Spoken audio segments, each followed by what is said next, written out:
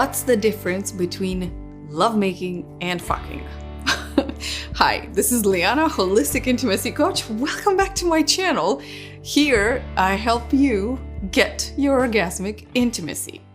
Before we talk about this very interesting topic, I want to remind you of some of the resources that are going to come in handy when you have a lot of other dilemmas like this one.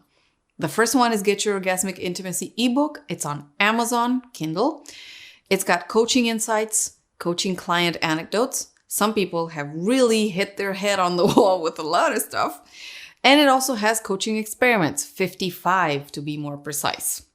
The second resource is one that I truly love, the Dojo, my online programs where you get to actually apply stuff, okay? You learn practical things that you can use in intimacy.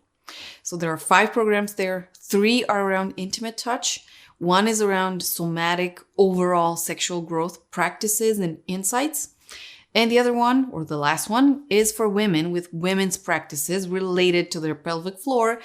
And we explore all the pelvic floor. Okay, ladies, check that one out and enjoy it. I also opened a Patreon page where you can join me for daily practices. They are audio, recorded, and you can choose from multiple levels depending on how much you want to work with me directly or simply recorded. Enjoy. So back to our topic now. What is the difference between making love and fucking? First of all, it's pretty obvious. You know, the verbience or the phrasing of it is pretty intuitive. One of them has a deeper meaning that people give it. You make love. It's really heavy here and intense, and it's also beautiful for most people. And it's also with somebody that you actually have a stronger connection with, right? You make love. The other one, fucking, not so powerful in meaning. It's more in the doing, the action, the quickness. You know, it kind of inspires you in that direction. And it can be with anybody, by the way. The beauty of it is when you actually use fucking also with somebody that you love. Okay, you bring more variation and you bring a more playful and easy layer to your intimacy. Not everything has to be so ritualistic and so well thought of. And sometimes it's just, let's do it. Okay, that's where you go with the fucking part. Obviously, for people who are into casual dating and casual having sex, that's what they're doing, basically. They're fucking. Now, there are times when you actually want to bring intuitively, you want to mix them, or replace them. So sometimes, even if it's a one-night stand, you actually want to bring the beauty of making love. I haven't spoken on this channel about this kind of approach in any video, actually, because this kind of interaction is not as often, okay? It's usually, from my perspective, not just as a coach, okay? This is also me, Liana, the woman, the human being that is talking here. It's usually that one of the partners has some sort of beauty overall. Beauty is, first of all, a value, not just physical stuff. And the other one perceives it. Okay, let's imagine, ladies, for you, that you would meet, I don't know, Lenny Kravitz. Okay, the guy is 50. He is ripped as hell. And if you see his photos on Instagram, I follow him on Instagram and see his photos in the Bahamas. It's like, doesn't look like my hometown at all. So you meet somebody like that.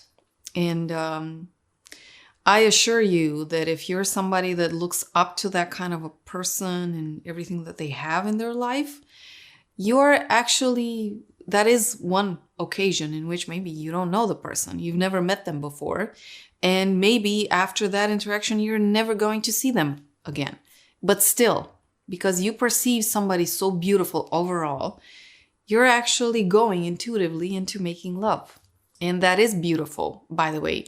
It doesn't have to be cheap, or I got some people at least from my home country, who look at this kind of interactions and they say that it's of low quality, low value, and what is this? Just animalistic stuff and all that. Okay, I understand that some people just don't understand the beauty of interacting once with somebody, but not fucking, instead making love. I understand, okay? It's not easy to meet somebody that inspires that kind of attitude. Okay, I want to make love to this person right from the, get-go. Okay, it's rare, but it's possible. Also, vice versa.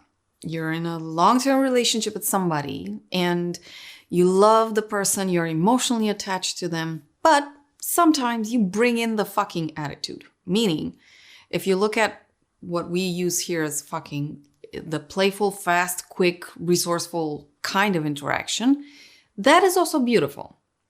If you look at fucking in a very low, judgmental way, not so beautiful, then I don't encourage you to bring that kind of vibe.